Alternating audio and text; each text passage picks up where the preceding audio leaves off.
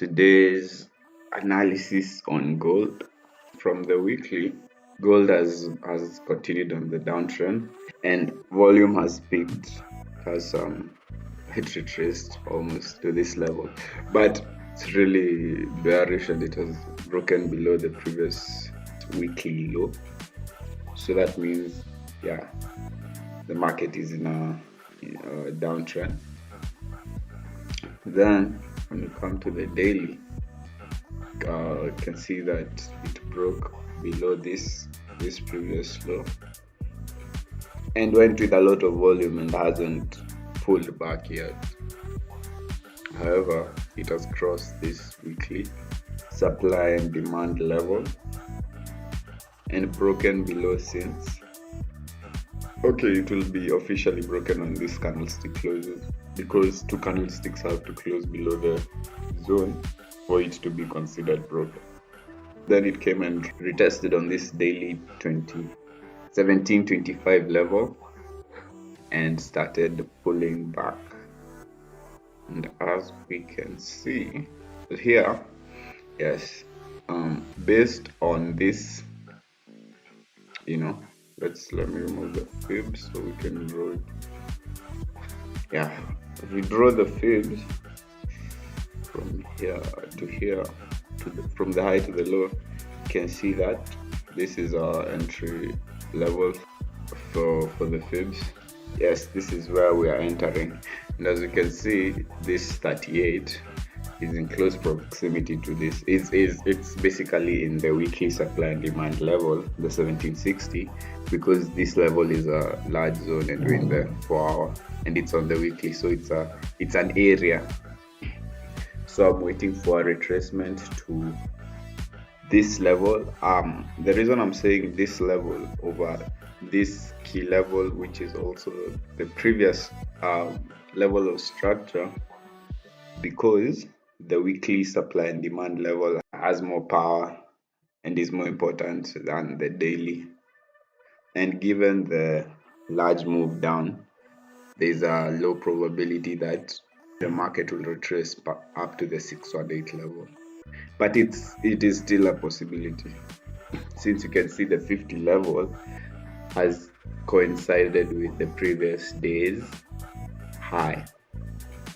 So there's a lot of volume within this area, so the market will retrace up to here, go maybe above these highs, then drop or just start from here. I will have to see that when it happens. So in the lower time frames, you can see this is just a retracement to this level. I could trade it, but because of this volume, I don't know where it can just reverse from nowhere, go to this level and go back, then go. So I'm not wasting my trades on that. So that's my analysis for gold. I'm waiting for it to reach 1760, this whole area for my setup, and then we'll sell until the 1725 level. A retracement of the weekly supply and demand level would also result in me selling until the next weekly supply and demand level, but that's far away, and as we can see, there's a lot of buying pressure at this point. At this level here, here the wicks here, there's a lot of buying pressure here. So if it breaks, it will turn to selling pressure, where we'll see the market go below the 1860 level. Then on silver, now in the weekly, there is a lot of selling pressure. However, here is a previous level of weekly structure, so we may see a very big bounce from this 18.6 level, considering the fact that the market almost touched it, and on Friday there's a major news release, so we can see a bounce from that level. However, it's been constantly forming low lows, low highs. Now here an interesting one. On the daily, we could say that based off this moment, we may see one of two happening. The market, let's see on the daily. Let's draw see the pullback on the daily, and this is 20.28. Yeah, let's see if it's our level. However, here when we go down to the 4-hour time frame, we can see that the market is at, okay, if I move this, yeah, the green line is the previous day's high. The market is almost breaking the previous day's high, and also has formed a bullish engulfing at this level, showing that there's going to be a further retracement from this point. However, still the overall bias is too short. To sell is short.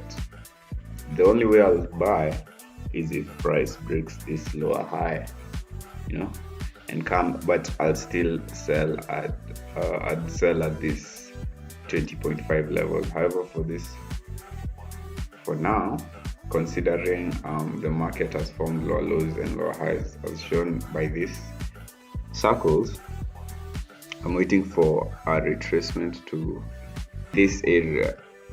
One, we can obviously tell it's not the 38 retracement where it is now.